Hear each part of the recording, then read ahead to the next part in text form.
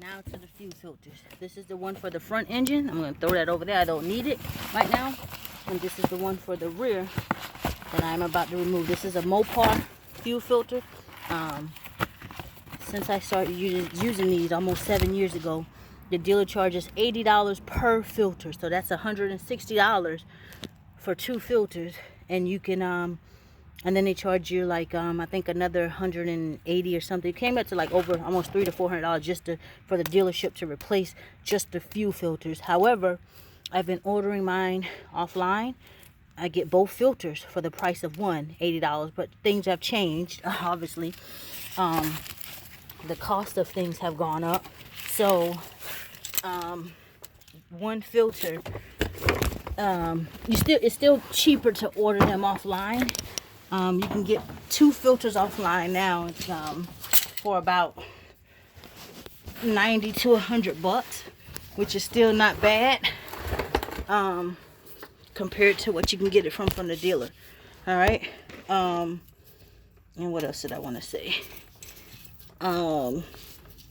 Yeah, that's it. Oh, when you get under here to remove this fuel water separator, you want to have on some goggles, because you're going to lose more fuel, and you don't want it to get into your eyes. So I'm trying to do this as best I can where you guys can see what I'm doing. Trying to unplug the fuel water separator, which I've got it unplugged. Now I'm going to take my tool here and I'm going to go put the fuel water separator in it. So when I start unscrewing it, the fuel water separator, I don't, let's see, I can get you guys to see it in the camera. I don't get the cord. I don't know if you can see. I don't know if I can get a good angle to show you guys this part, because it's going to be difficult for me to hold it. So I'm going to have to put the phone down. But I'm just going to put this on here, unscrew this off. You're going to lose more fuel. Let that fuel drain. It's going to drain rather quickly. And then you come back and get your oil wrench, which I don't know if I brought mine. Oh, here it is. Come back and get your oil wrench. And you put this around the bottom of your canister. And you just unscrew the canister off. Alright? Be right back. I'm trying to hurry up before it gets dark. Okay, guys. The old one is in a box. The old gasket, it sticks around it. I don't even take it off. But in your package, you get a new gasket. This is the new gasket for the fuel water separator there. And this is the new gasket for your oil filter. That's the old gasket for the fuel water separator. And it just fits around here. Just fits around the fuel water separator here. You just pull the old one off and slide the new one on, just like that. And when you're dropping your fuel water separator, when it's under the truck, you're going to be sure, if you're doing it on the ground like me, you just want to make sure you don't get any dirt in these. If you get dirt in the end of it, you want to blow it out. But keep it clean. And then what you can do before you put it back on the truck, you can attach it. Some people take the whole canister off and then try and detach this.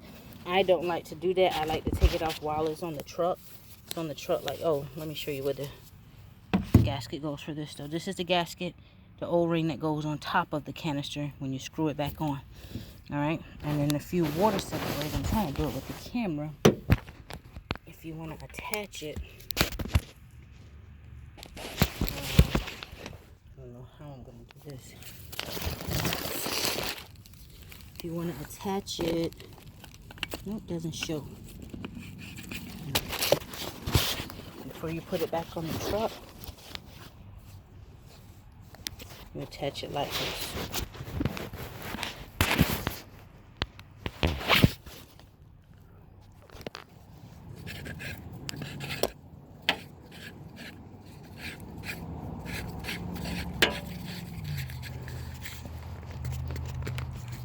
And it's good to go. You can use a tool to tighten it a bit more, but I think it should be good to go like that. And then you want to lock your, remember I opened this to drain the fuel in the beginning. I'm going to lock that back. Now it's locked. So when you put it back on and get the truck started, you won't drain any fuel. That's that. I'm going to put this back up under there. And just hand tighten it first. And then I will tighten it down with this wrench. And bada boom, bada bing. That will be good to go.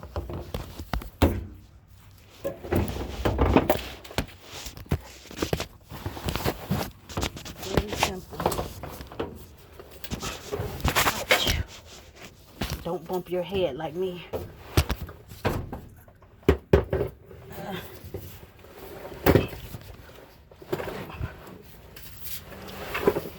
My creeper is coming from under me. All right.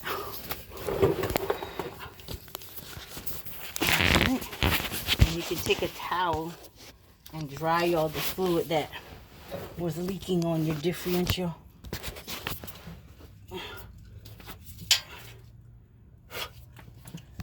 All right, that's where the fuel filter goes, right there. So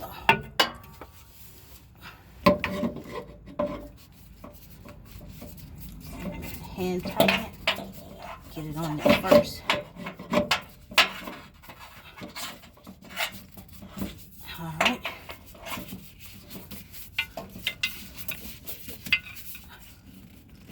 All right, it's on. I'm gonna tighten it back up with my oil wrench.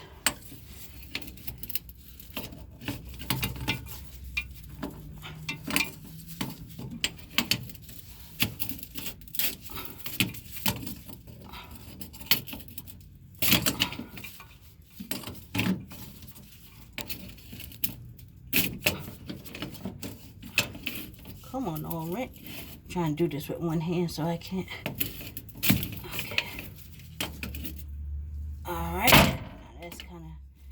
That's tight. I'm gonna make sure one more time. There we go. That's not as tight as I want.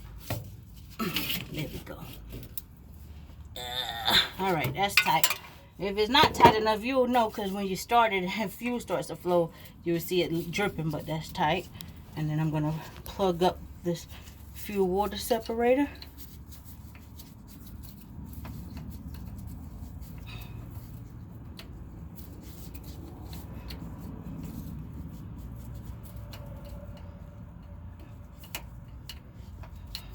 Do I have that in the right way? Yeah, I'm putting it in the right way. There we go, it clicks in. And I've already tightened up my water separator here while it was off the truck. I tightened it by hand, and I think I'm pretty strong enough for that. So, and I've already tightened up this knob back so there won't be any fuel leaking out.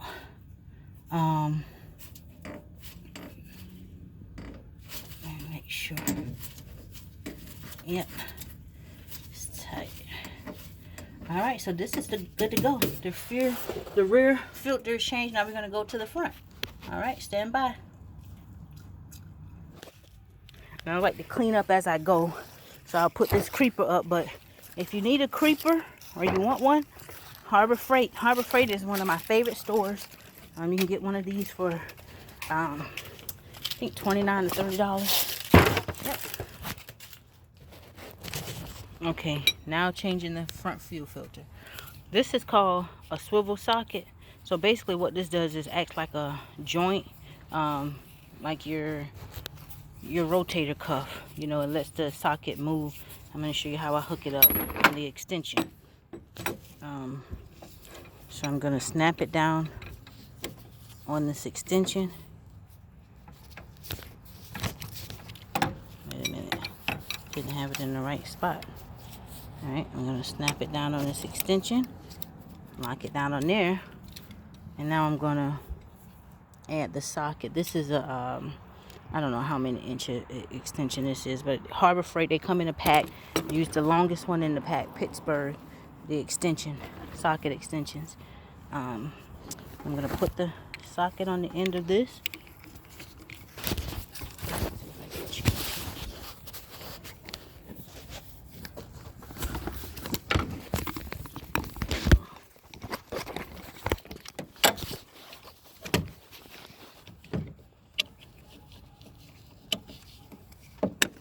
I got the socket on the end of this. This is how it looks. The socket, the swivel, and the extension. Alright, and I'm gonna go down behind this computer pack. You don't want to unplug this. If this comes unplugged, you just plug it back up. That's the brain of the truck. Now you see how I've got it on top of the canister. Make sure it fits perfectly because you don't want to script it. Have it halfway on there so it's fitting down snug. Now I'm going to take my ratchet here and I'm going to attach my ratchet and I'm just going to loosen it. That's the way to tighten. I'm gonna go the other way to loosen.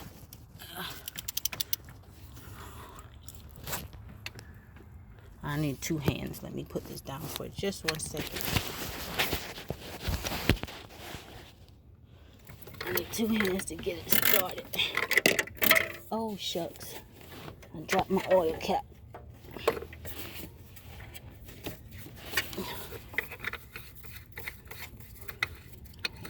Cap loose.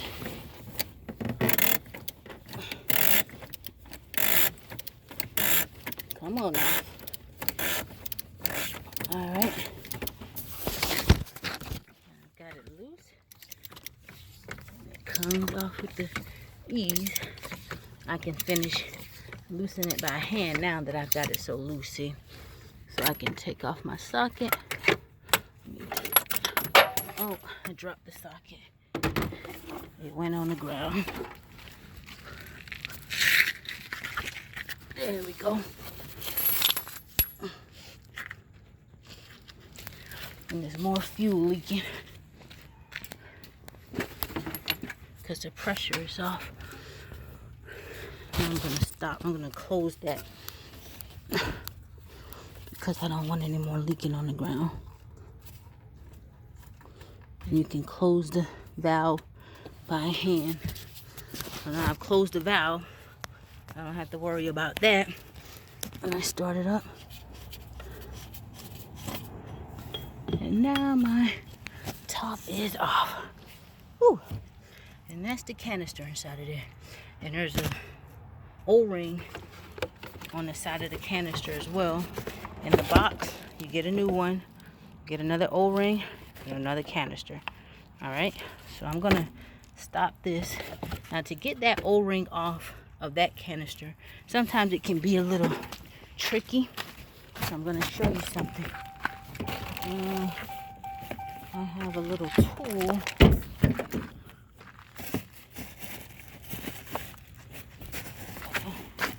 Little pick, basically. And what the little pick does, you get this from Harbor Freight as well for like $1.96 or $2. Usually I use the one with that's L-shaped on the end, so it can just grab it. But I'll use this one for the sake of time. And you just pick that O-ring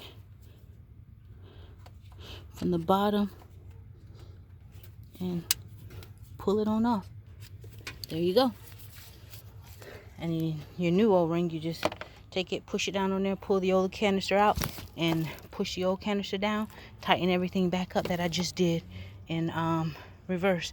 And that's pretty much it. Don't over tighten the canister, because this container, that housing down there, it is not metal. It is kind of like some type of, I don't know what type of material, I call it strong plastic. But do not over tighten your canister, but make sure that it is fully tight.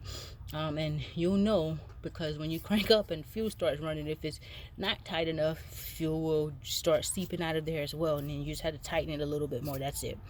All right, so let me go and put this new one in, and then we'll be to tighten up the drain bolt on the oil pan and put new oil in. The easy stuff come next. It only get easier from here, guys. And you have saved, my friend, a minimum of $600. All right, I'll be back.